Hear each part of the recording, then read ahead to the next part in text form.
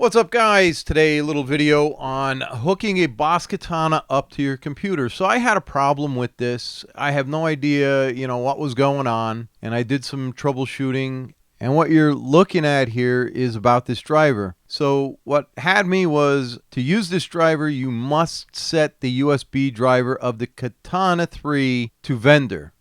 Well, I didn't see that, so that didn't work. So down here under installation, it says disconnect all USB devices. So I disconnected everything except the keyboard and the mouse. Now this is the second time I'm installing the driver. You click yes, you go through the driver setup. So right now I'm looking for that vendor. There's nothing there. And you could see as well, you click next and the driver gets installed.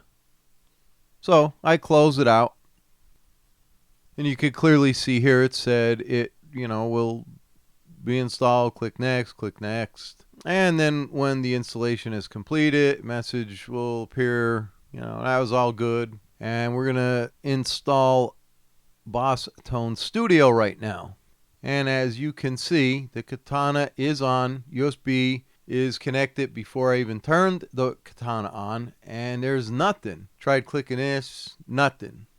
So computer's not seeing it. You could get in here and look around, but that's all. It goes on to giving you some other stuff. And I even tried this. Hold tap and the power button.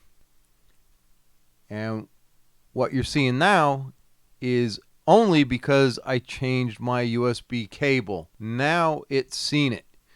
For whatever reason, the data cable, and it was not just a charging cable, but it was a data cable as well. It just didn't like it.